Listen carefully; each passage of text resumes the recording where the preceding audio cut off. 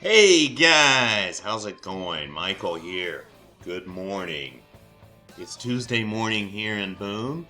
We've got our work cut out for us. We've got to push ahead, forge ahead.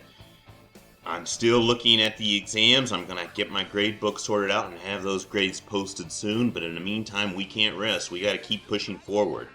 So for today's Tuesday morning lesson, we are going to be looking at the exciting topic of business level strategies. All right, so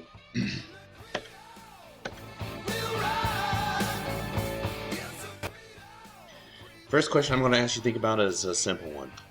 Why do we call it business level strategy? Why is this particular topic called business level strategy? Well, we start off our course. This is the first of the levels of strategy that we're going to look at. We're going to look at some complicated strategies later on. This is the most simple of all the strategies that we talk about, and so this is for a company that's only in one business, or it could be in a corporation that has several businesses, and we choose one of those businesses. We use the term business and industry kind of interchangeably, so this is kind of industry level strategy. If we are only going to produce, say, staplers, well, how should we go about our attack in the stapler industry? And what are some different business level strategies? Well, we've got 5 that we're going to talk about. One is cost leadership, another is differentiation, and then we're going to talk about a couple of other strategies that get into more of a focus in those particular things. So all of that's going to come up. But remember, this could be a question that comes up on the next quiz or exam. Why do we call it business level strategy? And the answer is because we assume that we're only in a single business. So we've got a definition here. Business level strategy defined. It's an integrated and coordinated set of commitments and actions the firm uses to gain a competitive advantage by exploiting core competencies in specific individual product markets. So we've already talked about resources and capabilities in our last topic. We've talked about what a strategy is. These are both definitions that we've already talked about. So a business level strategy is using a particular core competence in an integrated and coordinated set of actions to take action in a specific product market, specific business. Another way of thinking about this is strategic fit. We can think about this that we've talked about. The main thing that we talked about here was the 5 forces. The main thing we talked about here was core competence. Well, if we've got a particular core competence, and we know that the 5 forces are out there, we've done an analysis, how can we use our particular core competence in such a way to maximize the strategic fit? So that should give us a competitive advantage. Does that make sense? Thank you. Since it deals with customers, this is the most marketing-oriented topic that we are going to talk about. Marketing people love business-level strategy because this is what they do. They think about all day long satisfying customers. The customer is the focus of this particular topic, business-level strategy. Satisfying customers is the foundation of successful business level strategies. You've got to manage that customer relationship strategy, richness, affiliation, reach. Determine who will be served, what needs you will satisfy, and how those needs will be satisfied. Key issues in business level strategy get very marketing oriented. Who will be served, what needs will be satisfied, and how will those needs be satisfied. Marketing segmentation. If we want to satisfy our customers, we may want to segment our customers into different markets. As the marketing people can tell us, we might think about our customers on a couple of levels. We might think about consumer markets. We might think about our B2B industrial markets. If we're segmenting our consumer markets, we might look at such things as demographic factors. We might target, for example, younger customers or more elderly customers. We might look at the socioeconomic factors. We might target a particular class, socioeconomic class of people. We might focus only along the southeast. Here's something for you. Did you know that Bojangles is not available up in the northeast? Yeah, I'm from West Virginia, which is a little bit farther north than here, and we just recently got our first Bojangles near Charleston. Thank goodness, right? Psychological factors. Marketing people spend a lot of time thinking about psychological factors. And consumption patterns and perceptions. We may try to target, for example, luxury goods, and so we may want to create the perception that our product has more luxurious features. If we think of our B2B, and we segment industrial markets, we might think about such things as end-use agreements, product segments, geographic segments, common buying factor segments, customer size segments. All of these things are different ways of market segmentation. And actually, if you're a marketing major, you know that this is very simplistic. Marketing it's a whole field of study directed at this. For our course, we're borrowing this, and so there's some overlap with the marketing courses. However, the big difference is we are talking about the entire organization, right? So marketing people usually talk about just how do we sell this particular product. In strategic management, we talk about marketing, and yes, we talk about how do we sell this particular product to customers, but then we think, how do we reconfigure our entire organization?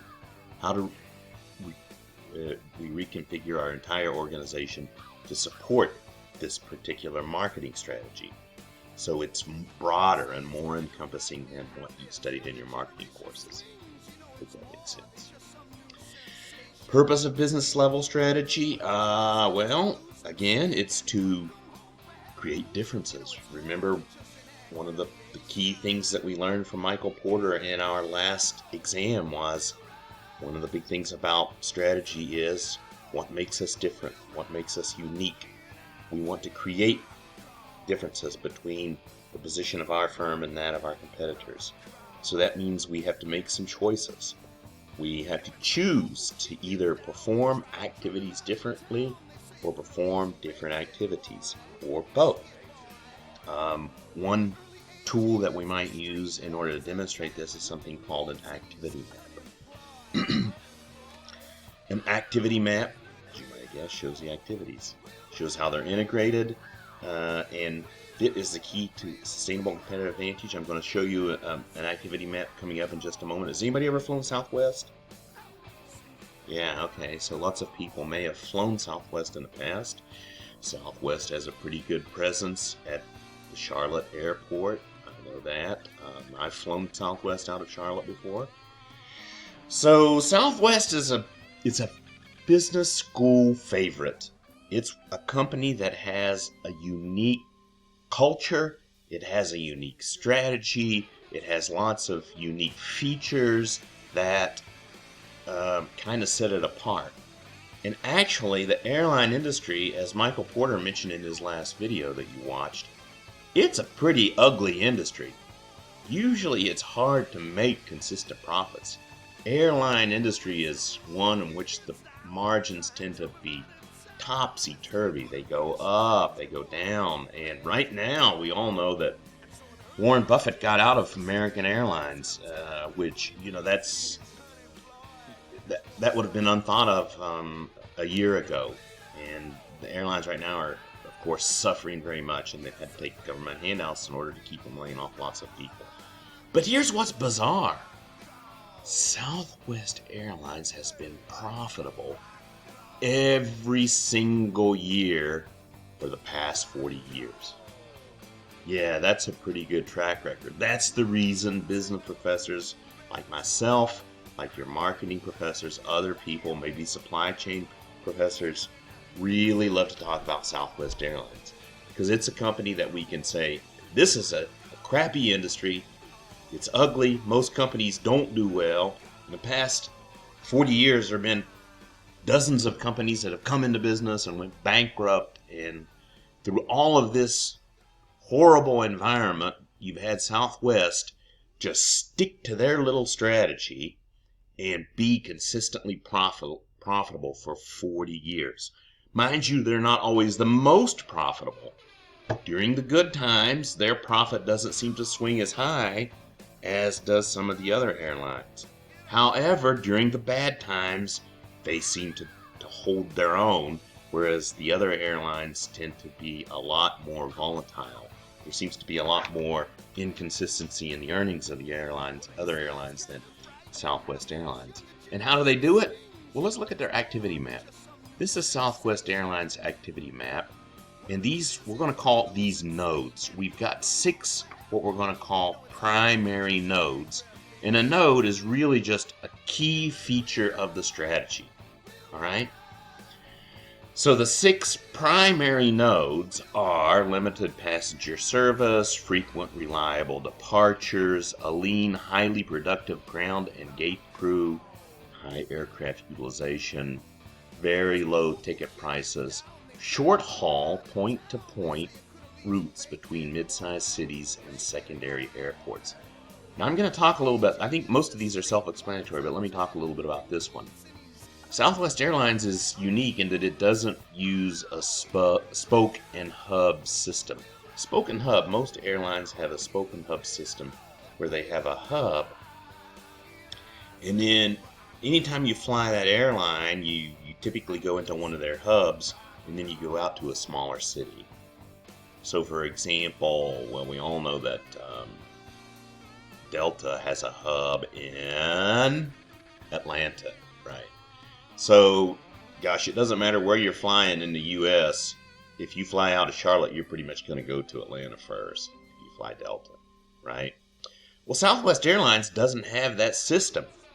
They fly directly to some of their other cities. They might have some connecting flights, but again, they do not rely on that hub and spoke system. Okay, so let's look at these other nodes. These green ones here, we're going to call these secondary nodes, and these secondary nodes are just little supports of the primary nodes. So for example, no airlines do this now, but Southwest was the first one to stop serving meals. They never served meals. They don't assign seats. Personally, I don't like that. I don't know. I guess I'm a little bit anal that way. I like to know where I'm going to sit. I don't like having to try to barge onto the plane and elbow people out of the way to try to get a window or aisle seat. But no seat assignments. It works for Southwest Airlines. It's worked for them for a long time, and so they're not going to change it. It simplifies things. 15-minute gate turnaround. They don't use travel agents. In fact, the Southwest Airlines site is one of the busiest websites in the United States because it's the only way you can buy tickets is directly. They use automated ticket machines. This is a cool one, I think. This is kind of weird, or kind of weird in an interesting sort of way. Southwest Airlines only has one type of airplane, the Boeing 737. Now, I don't know if you know much about commercial aircraft, but the Boeing 737 is kind of like the Toyota Camry of commercial aircraft. It's plain Jane. It's not too big. It's not too small. There are lots of parts available, so all the pilots know how to fly it. It's just the standard, no frills, middle of the road, plain vanilla commercial aircraft. That's all they fly. They claim that this keeps their prices lower. They don't have to spend a lot of time training pilots how to fly different planes. They don't have to keep lots of parts for all kinds of bizarre different planes. The 737 is probably the most popular aircraft in the entire world, So it's really easy to get tons of used parts as they need them. So yeah, that's kind of cool. And you realize it's got to be cases where that the 737 is either a little bit too big or a little bit too small. But that's okay. Southwest Airlines, I think this shows their discipline, honestly. I think it's like, yeah, we know that we could get other planes and so forth, but we're Southwest. We do things in a simplified business model, and that means we're only going to fly the 737 even if there are only 10 people on board, right? They don't have connections with other airlines. They don't have baggage transfers. All of these, as you can see, support the primary nodes. They have very high compensation. It's if you work for Southwest, you're going to make more money than if you work for Delta or American. But they expect you to be a team player. Their culture is such that they expect everybody to pitch in. I mean, it doesn't. You earn that extra compensation. They got flexible union contracts. They want, that is, they don't want, if you're just a gate operations, they don't want you to think that it's not my job. They don't do that at Salvo. Everybody's kind of pitching in, so they have a more organic structure. A high level of employee stock ownership. This supposedly creates more motivation, intrinsic motivation or self-motivation on the part of the employees. And so Southwest bills themselves as the low-fare airline. So the point is that all of these activities should be going on together. The point of showing you that activities map is to make the point that all of these activities should be taking place in synchronization. It is, everybody kind of knows the strategy and is moving in the same direction. What you don't want is to have your marketing department selling to upper end customers while your engineers are trying to cut costs, right? If that's the case, you'll have problems. So synchronization means that all of these strategies and all the people within the organization are working together towards the same goal, the same strategy. So here's a video. I'm going to ask you to pause now and look at this little video that introduces what's going to come up next is introduction to Michael Porter's generic business level strategies. So we're going to introduce now Michael Porter's generic strategies. And Michael Porter said that a company can choose one of 4 strategies. The first decision, and they have to make 2 decisions in order to do that. The first decision they need to make is, what's going to be the basis of our competitive advantage? Are we going to try to be cheap, low cost, or are we going to try to be different, unique, differentiation?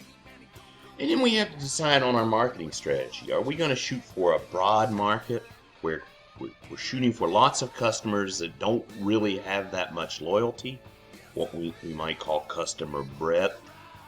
Or are we going to shoot for a more narrow target market? Customers that are really, really sold on our product. Very loyal customers. Not much breadth, but a lot of depth.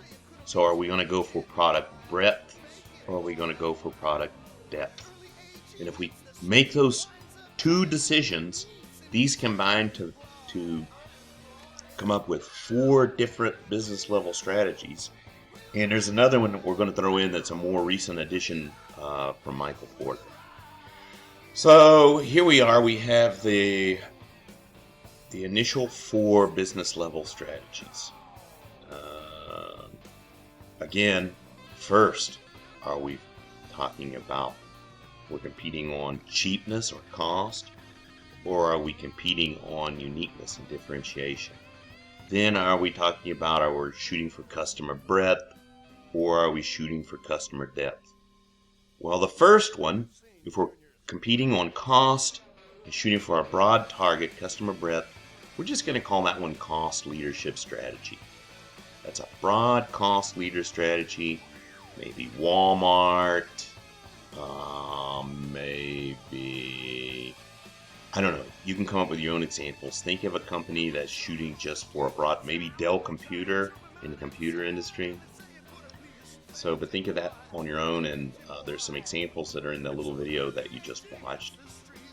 And then, if we're shooting for broad differentiation, this is uniqueness, but a broad target market. I think we could say that Apple Inc. It's no longer Apple Computer, but Apple Inc. is probably somewhere in here. They're shooting for just being the broad differentiation type of strategy, but at the same time, they appeal to a lot of people. The products certainly aren't cheap, but they're not extremely specialized so that we're only focusing on a small group of people. They're shooting for broad appeal. So differentiation and broadness, I'll let you come up with some of your own examples or maybe some from the other videos. Now we get down here in these focused cost leadership strategies. These are companies that zero in on certain types of customers and they try to trim all of the fat that this particular group of customers has no interest in. So these are specialized, narrow cost leader customers that are extremely price sensitive. Maybe Aldi's. I think Aldi's might fall into that category.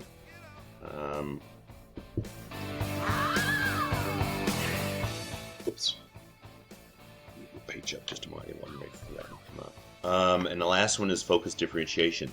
It's harder for me to think of ones in this one than this one. These are just little luxury niche products that appeal to a particular type of customer that's willing to really pay that extra.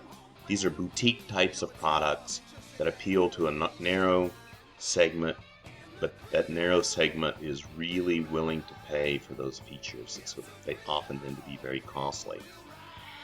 Now, Michael Porter, when he first came up with his generic strategies way back in the 1980s or so, he said, you gotta choose one of these.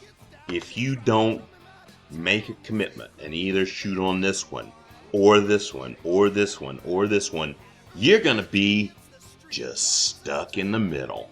And that's not in a good way. Stuck in the middle means something kind of bad, kind of derogatory, you might say. And then it means that you're really mediocre. The old thing your grandma used to say, well, if you try to please everybody, you end up pleasing no one. You think about, he said that companies that refuse to do this, they get stuck here, and then they're getting pecked away at all the edges by companies that are doing a better job of moving in and da. However, later, and this was not Michael Porter, these are other people that have come up with these additions about 10, 15 years later and said, you know what, Michael Porter, you're smart and all that, but I disagree. I believe there are some situations where companies are able to do it all. And this is the integrated cost leadership differentiation strategy. It's the one here that we put in the middle, the 5th business level strategy. It's good, right? In fact, it's great. Everyone would like to be cheaper and better, but it's very difficult. You know, it's hard because being cheaper and better at the same time has a built-in contradiction. My own perception is that there are some companies, and the examples that people have come up with show that it is kind of true, but usually this is a result of companies that were the first to embrace some sort of new technology that allowed them to jump out in front. And oftentimes this one doesn't last. So most of the time in day-to-day conversation, most ordinary companies are going to be somewhere out on the fringes.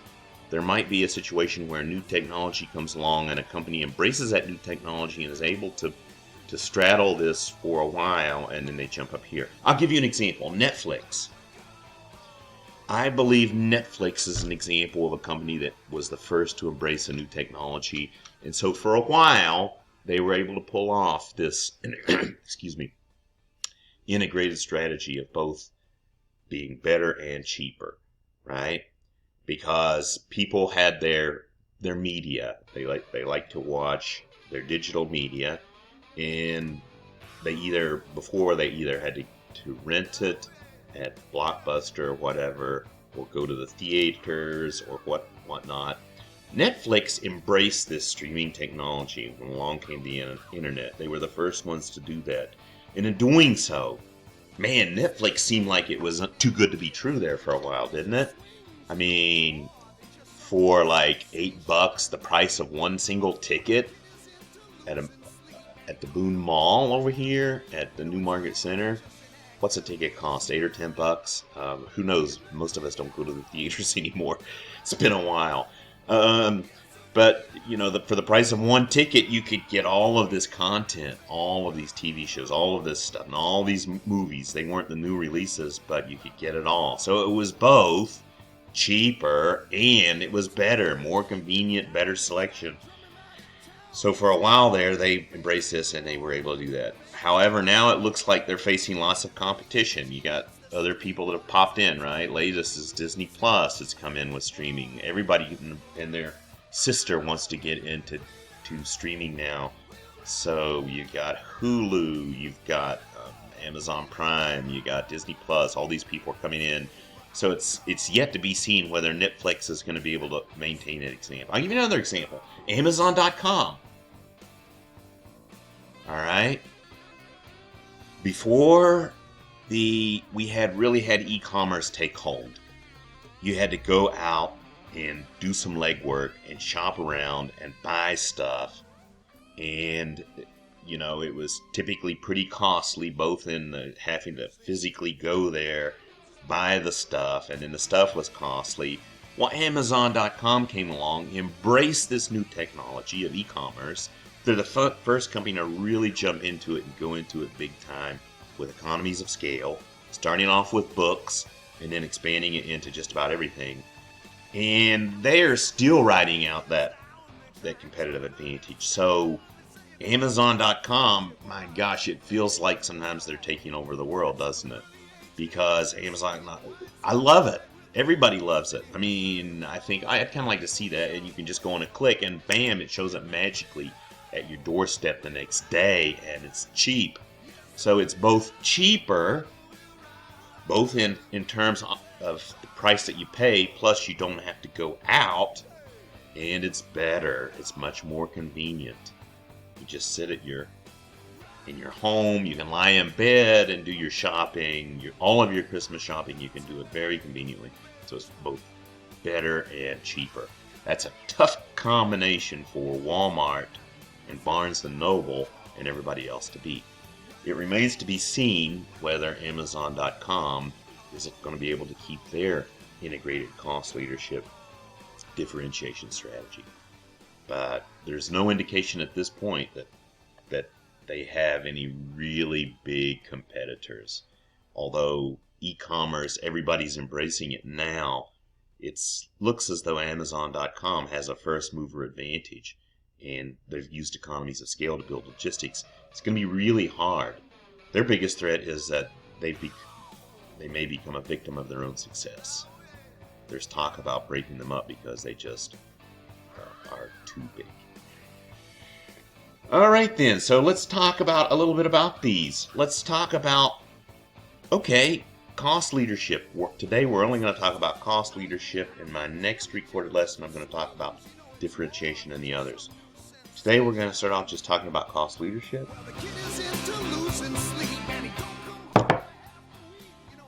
Cost leadership strategy is an integrated set of actions taken to produce goods and services with features that are okay. They're acceptable to customers at the lowest cost relative to that of competitors. This means relatively standardized products.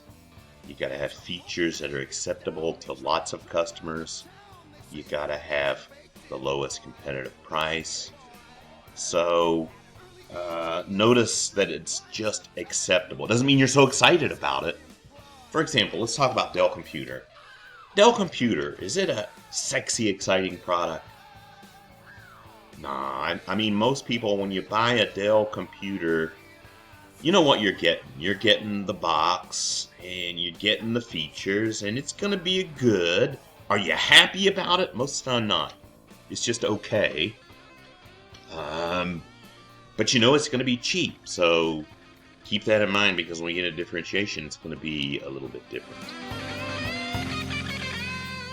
Some different actions that might lead to, let me start again. Some cost-saving actions required to build a cost leadership strategy: economies of scale, tightly controlling production costs and overhead, minimizing costs of R&D, etc., etc. Notice all of these things are focused on squeezing extra cost savings out of the delivery and production process. Okay? A penny saved is a penny earned. You want everybody to go to work thinking about, ooh, how can we cut costs and push our costs down? Because we know that's our strategy. We got to make sure that we stay below the competition in terms of our cost. So you want everybody moving in the same direction towards that end, that goal. You might alter the production process to do that. You might change the automation systems. You might come up with a new distribution channel. You might come up with a new advertising media. You might come up with new raw material. You might decide to either forward or backward integrate to cut costs out of your supply chain, etc., etc. Here are some specific activities that might be related to and done in such a way to focus on cost leadership strategy. Here's the value chain again that we introduced last time. These are all showing how the value chain might be managed in such a way to focus on a cost leadership strategy. So you'll notice each of these is talking about efficiency. Alright? And we're going to keep this in mind because in the next lesson we're going to be talking about differentiation, and so it's going to be a different focus, different type of strategy.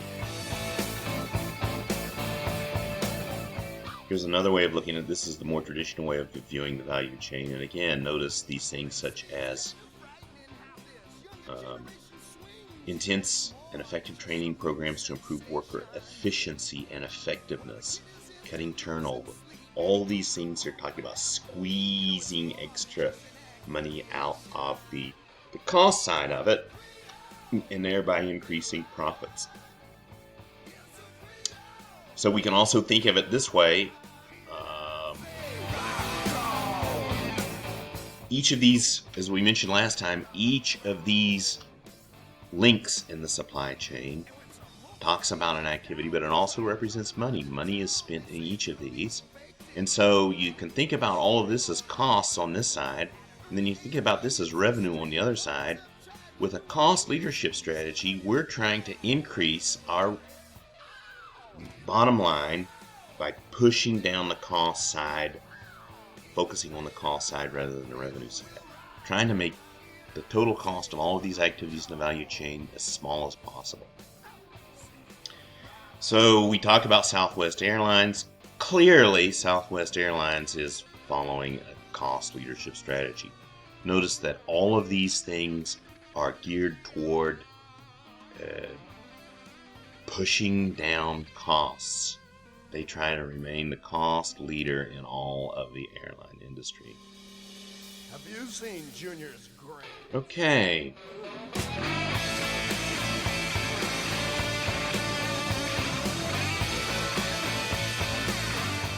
So, it's me again, hey. So that's all we're going to talk about today. In the next lesson, the Thursday's lesson, I'm going to post the next recording and we're going to talk about differentiation. So until then, please keep studying.